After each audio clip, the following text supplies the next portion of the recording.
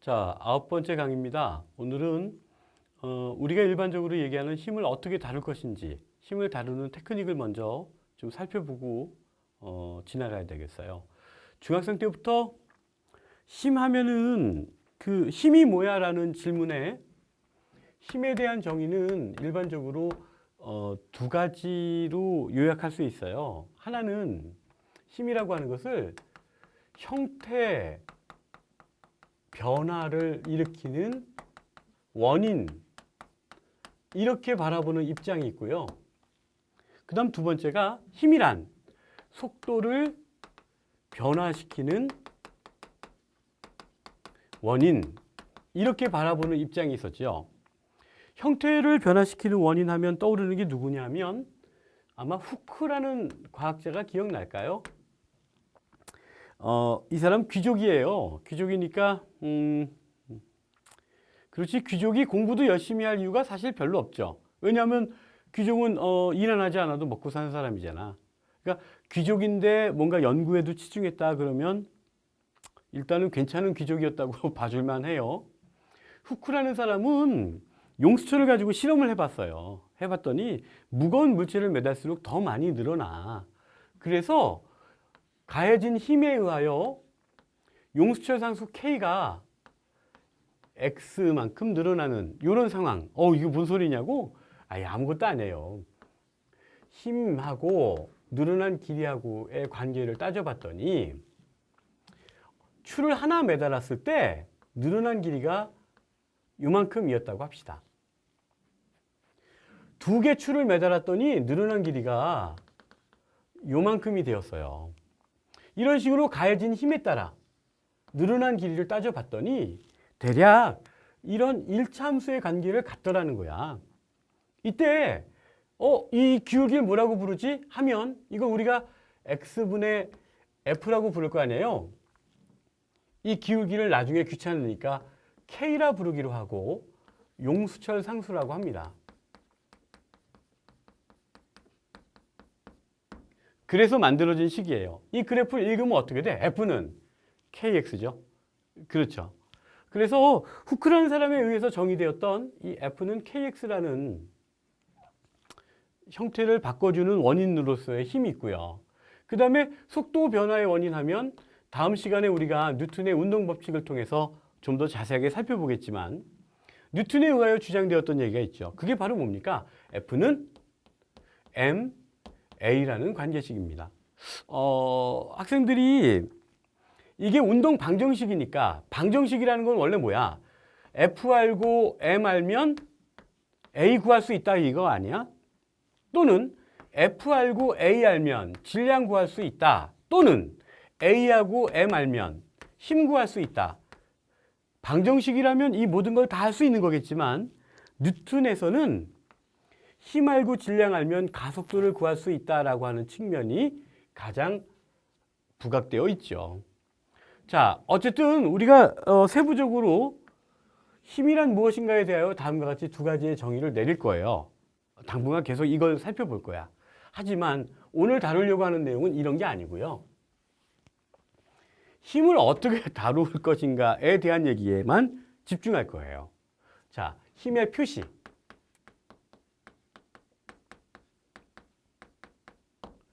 여러분도 알다시피 힘은 벡터입니다. 벡터이기 때문에 일반적으로 화살표로 표시하기로 해요.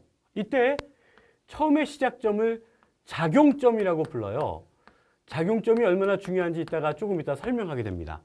두 번째, 이렇게 표시된 요냥, 요 길이를 우리가 크기라고 부르죠. 이게 길면 힘이 큰 거고 짧으면 힘이 작은 겁니다. 그리고 이 화살표의 머리가 바로 방향을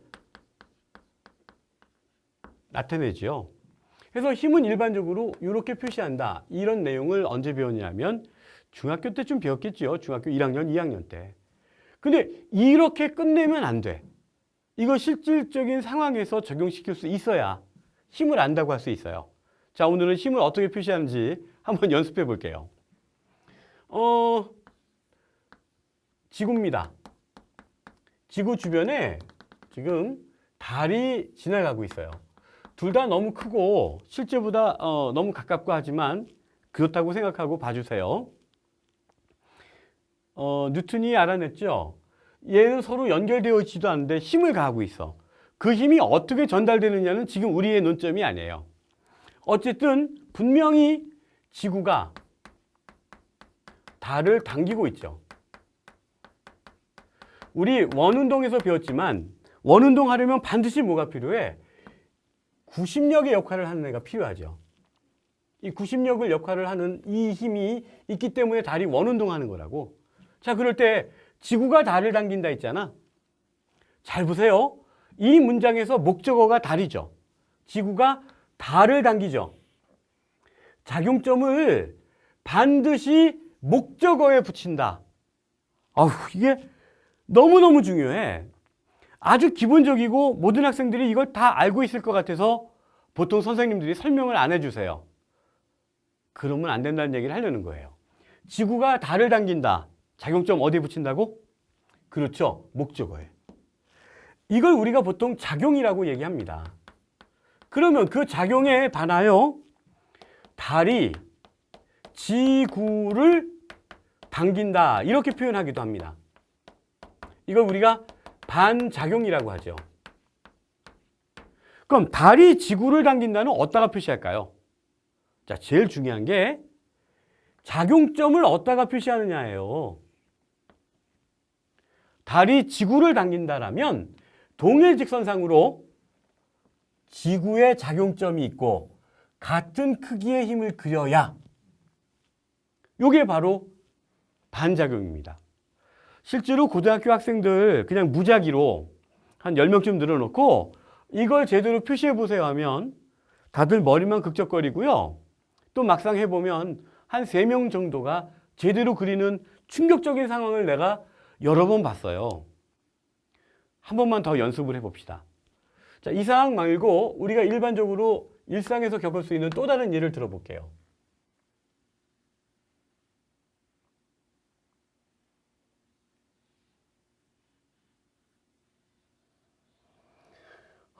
어떤 사람이 이런 자세로 벽을 밀고 있다고 합시다. 자, 이 자세를 보아서 사람이 벽을 밀고 있죠. 자, 사람이 벽을 민다라는 힘을 1번의 힘이라고 하고 이 힘을 작용이라고 할게요. 사람이 벽을 민다. 작용점을 어디다 붙여야 될까요? 그렇지. 목적어 이 벽이 작용점이 붙어야 될 자리야. 그러니까 사람이 벽을 민다 하면 벽에 작용점이 있게 표시한 이 힘이 바로 1번 힘입니다. 학생들도 알다시피 사람이 벽을 밀면 벽이 반작용하죠. 사람을 밀어요. 이 힘을 우리가 반작용이라고 부를 거예요. 이걸 편의상 2번의 힘이라고 할게요. 그럼 벽이 사람을 민다는 어떻게 표시하겠어요? 그치, 자꾸만 목적어 생각하는 거야. 그래서 이 힘을 표현한다면 동일 직선상에서 사람에게 작용점이 있는 이 힘을 우리가 2번 힘이라고 부릅니다. 자, 이렇게 한 가지 세트 작용과 반작용을 표시해 봤어요. 그런데 이 역동적인 표현 주목해줘. 여기 지금 발가락질 힘들어 있는 거, 그렇지. 이게 만약에 우리가 이제 이 자세를 취해보잖아. 이렇게 취해보면 이 바닥에서 어떤 일이 벌어지냐면 발이 바닥을 민단 말이죠. 믿어지지 않으면요. 여러분들이 여기다 얇은 이불 한 장 깔아놓고 지금 당장 한번 해봐. 이 자세를 취하면 이불이 이렇게 주름 잡힌다고. 발이 밀고 있으니까. 그래서 발이 바닥을 민다를 작용이라 하고 그 힘을 3번이라고 합시다. 자, 작용점이 어디 붙어요? 하면 역시 목적어에 붙는다.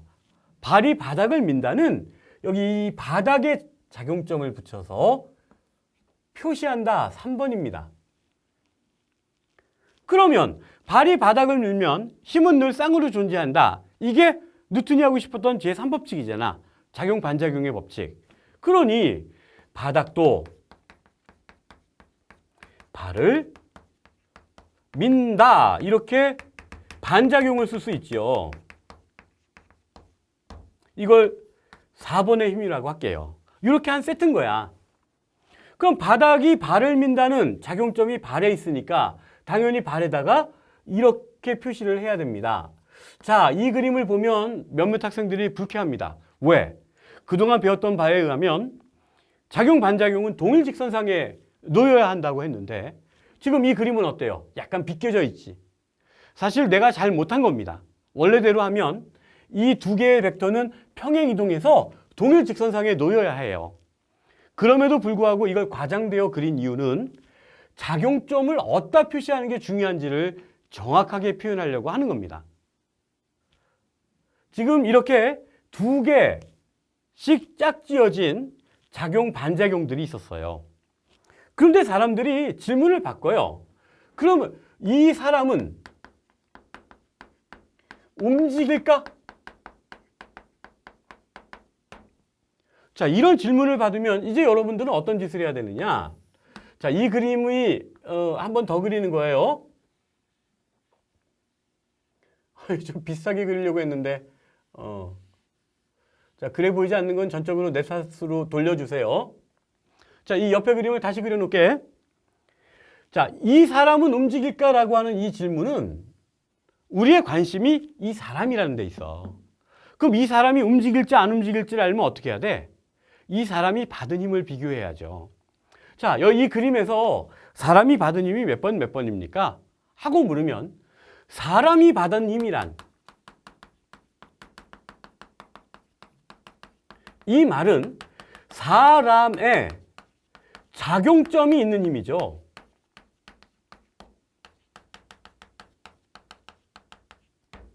그러니 그 기준으로 살펴본다면 사람이 받은 힘이란 몇 번입니까? 하고 물으면 2번.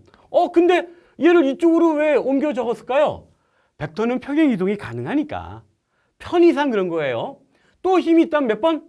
그렇죠. 발도 사람이니까 4번. 이렇게 두 개의 힘이 바로 사람이 받은 힘이죠. 자, 만약에 2번과 4번이 동일하다면 이 사람 움직여 그냥 있어. 그냥 있는 거예요. 이럴 때 2번과 4번의 관계를 우리가 뭐라고 부릅니까? 그렇죠. 이게 바로 힘의 평형관계죠. 꽤 많은 친구들이 작용, 반작용과 힘의 평행을 구별하지 못해서 곤란함을 겪잖아요. 기본적으로 학생들이 이런 사항들 정도. 자, 우리가 웃긴 얘기 해볼게. 이 바닥이 얼음이고 막 기름도 뿌렸어. 그럼 바닥이 굉장히 미끄러운 상태가 되었다고 합시다. 자, 나는 이 그림에서 봐봐. 내가 밀었다. 바닥이 미끄러. 그럼 밀고 싶지만 난 잘 밀 수 있어? 자꾸 밀려고 하지만 미끄러지지 않겠어?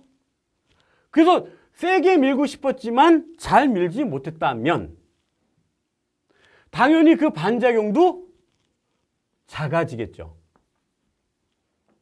그럼 이런 상황이라면 4번의 힘이 훨씬 작을 거 아니에요? 이해 가십니까? 그러니까 얼음하고 기름에 바닥이 미끄러운 상태에서 밀면 어떻게 돼요? 힘의 평형이 깨져서 이 더 센 힘의 쪽으로 움직이겠지. 우리가 힘의 표시에서 작용점을 중요하게 생각하는 것은 나중에 운동 방정식을 세우기 위해서 내가 어떤 힘을 고려해야 되는지 대상을 명확하게 하려 함의 그 목적이 있어요. 연습 한번 더 해볼게요. 책상이 있고 그 위에 물체가 있고요. 지구입니다. 자, 여긴 또 어떤 힘들이 있는지 한번 표현을 해보기로 할게요. 지구가 상자를 당긴다라는 힘을 작용 1번이라고 할게요. 자, 지구가 상자를 당긴다. 어떻게 표시하는 게 맞아? 작용점이 상자에 붙어야 되니까 지구가 상자를 당긴다. 이게 1번입니다. 상자가 지구를 당긴다. 자, 2번의 힘이에요. 이걸 우리가 반작용이라고 하죠. 그럼 이때 상자가 지구를 당긴다의 이 작용점도 역시 지구에 붙어야 되겠죠. 그래서 동일 직선상에 이렇게 표시된 힘이 2번의 힘입니다. 자, 요번엔 입장을 좀 바꿔볼게요. 이 상자가 책상을 짓누르고 있죠. 상자가 책상을 누른다 해볼까요? 이게 3번의 힘이에요. 자, 상자가 책상을 누른다. 작용점이 책상에 붙어야 되겠지? 그래. 그래서 이렇게 표시된 요 힘이 3번이에요. 4번. 책상이 상자를 떠받친다, 떠민다 해볼까? 그럼 책상이 상자를 떠민다 해서 반작용은 어떻게 표현해? 상자에 있는 요 힘이 바로 반작용의 힘이고요. 지금 우리는 이렇게 작용, 반작용의 한 세트들을 그렸어요. 질문을 바꿔볼까요? 이 상자는 그대로 있는가?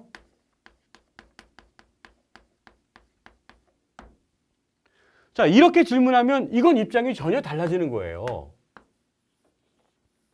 자, 여기 그림상에서요, 지구가 있고 상자가 있는데 이번엔 우리가 대상을 아주 간결하게 했죠. 우리의 관심이 뭡니까? 그래요, 상자예요. 그러면 이 질문을 답하려면 상자가 받는 힘이지, 그럼 상자가 받는 힘이란 결국 어떤 힘을 얘기합니까? 조금 전에 설명했었잖아. 상자가 받는 힘이란 상자의 작용점이 있는 것들을 모아서 상자가 받는 힘이라고 표현하는 거예요. 자, 이 옆에 그림 봐봐. 그럼 상자가 받는 힘이 뭐뭐 있어? 1번, 지구가 상자를 당기는 것도 있지만 또 하나 있단 뭐예요? 그렇지. 4번. 요번 판엔 일부러 내가 평행 이동시켜서 동일직선상에 배열했어요. 만약 얘가 같다면 어때? 이 둘의 크기가 서로 같아. 이게 같은 크기야. 그럼 얘는 그대로 있는 거죠. 근데 만약에 이게 상자가 아니고요. 무거운 거 뭐가 있을까? 뭐 우리가 알고 있는 코끼리라고 할까? 아, 이거 코끼리 같아? 이거 코끼리야. 아, 더 꼬리야. 그러면 상자가 떠받치는 힘보다 1번의 힘이 더 커지지 않을까? 무거우니까. 그럼 이 상자 그냥 있어? 아니면 책상 부서지면서 아래로 떨어져? 당연하죠. 이때 우리가 이 1번과 4번을 어떤 관계에 있다? 힘의 평형 관계에 있다.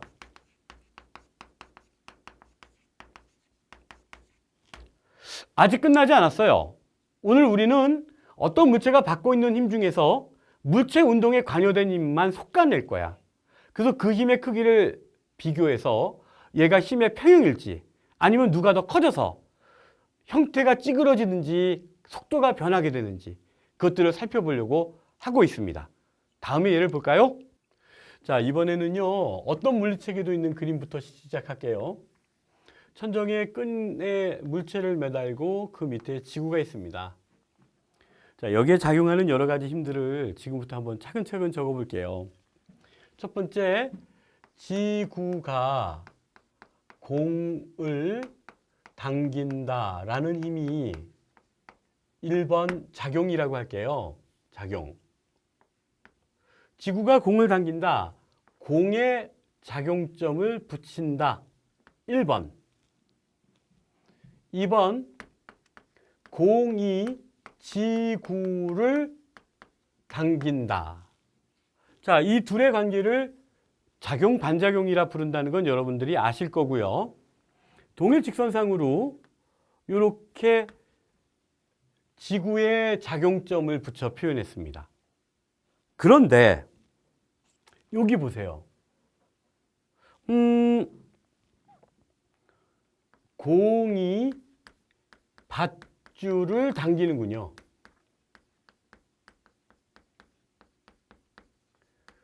자, 공이 밧줄을 당긴다를 3번이라고 하면 공이 밧줄을 당기니까 작용점이 밧줄에 있어야 되는군요. 자, 한번 그려볼게요. 공이 밧줄을 당긴다가 3번입니다. 자, 이 작용점이 어디 붙어 있는지가 제일 핵심이야. 밧줄이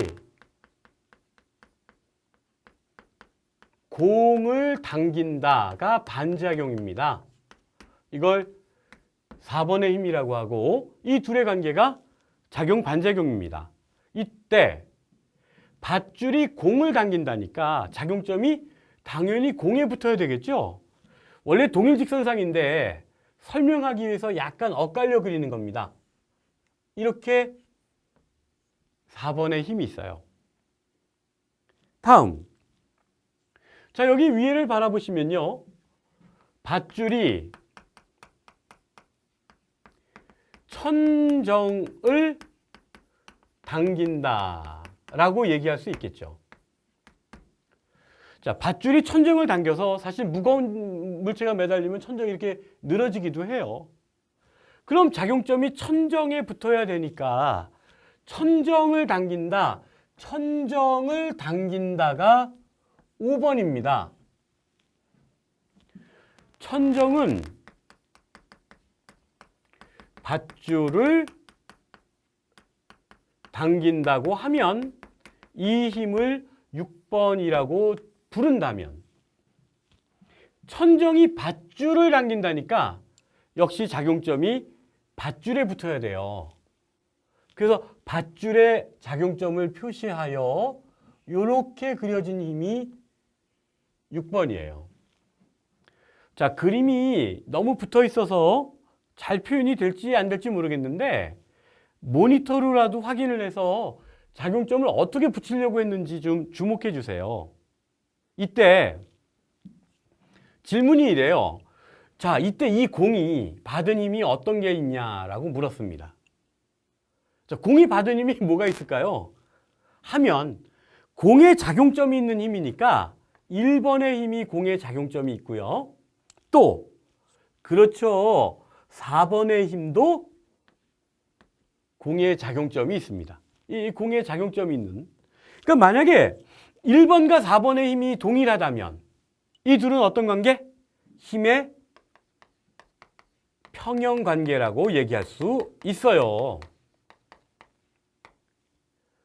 관점을 바꿔서요, 밧줄이 끊어지는지를 묻고 있네요. 자, 그럼 밧줄이 끊어지는지 안 끊어지는지 알려면 밧줄이 받은 힘을 찾아야 돼. 그럼 밧줄이 받은 힘이란 결국 뭐야? 밧줄에 작용점이 있는 힘은 여러분도 지금 보고 확인하고 있죠? 3번 밧줄이.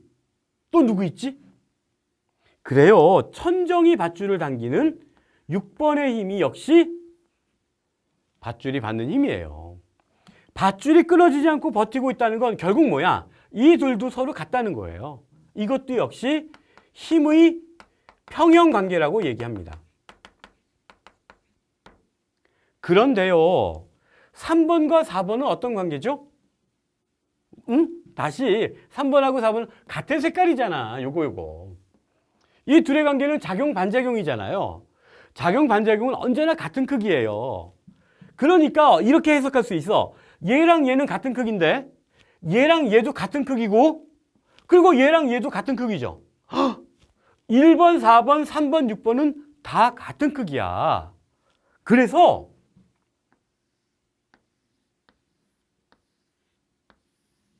그림을 다시 정리해 볼게요. 사람들이 이거가 다 같다고 하니까 맨 마지막으로 1번과 6번만 이렇게 표시하고, 이 둘이 같은 크기니까 이 관계를 사람들이 힘의 평형이라고 부르는 거죠.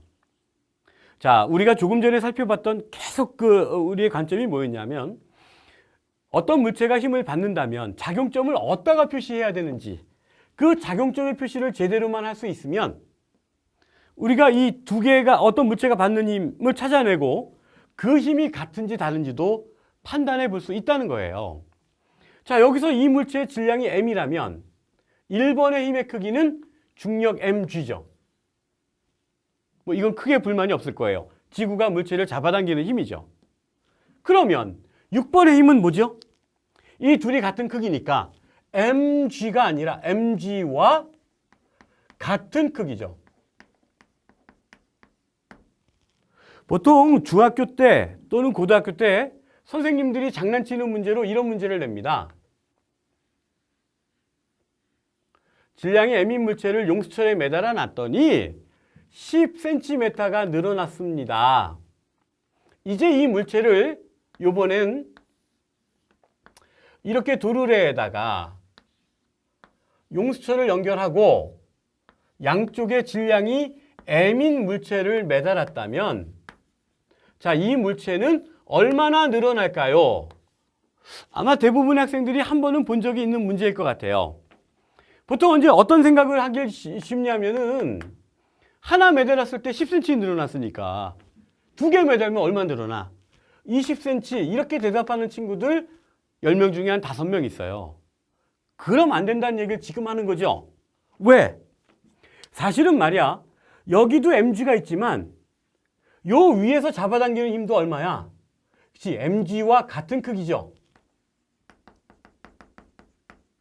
mg는 아니지만 그 크기는 같다는 얘기를 하는 거예요. 그러니 자, 이 상황을 그저 한글로 적어보면 용수철은 양쪽에서 mg의 힘을 받았다예요. 그 힘을 받은 결과로 10cm 늘어난 거죠. 그럼 이 그림은 어떤가요? 얘도 mg, 얘도 mg. 아하! 그럼 결국 이 용수철도 얼마의 힘을 받게 되나요? 맞아. 이거나 동일한 표현이지. 용수철은 양쪽에서 어때? mg의 힘을 받았지요. 그러니 얘나 상황이 어때? 동일한 거라고. 그래서 이 경우에 늘어난 길이 x는 역시 10cm다. 이 아무것도 아닌 내용들이 실제로 문제가 되면 굉장히 어려워져요. 저는 학생들에게 오늘 해주고 싶은 얘기는 영어 한번 쓸게. Back to Basic입니다. 물리라고 하는 공부는요, 화려한 것만 쫓아서 시험을 잘 보거나 내용을 잘 아는 게 아닙니다. 반드시 기본에 충실하여 차곡차곡 쌓다 보니까 높은 수준의 문제도 풀 수 있게 된 거예요. 다음 시간에는 힘의 표시를 이용해서 운동 방정식을 세워보고 뉴턴의 운동 법칙을 같이 한번 살펴보는 시간을 가져볼까 합니다. 학생들 건강 유념하시고요. 수고하셨습니다.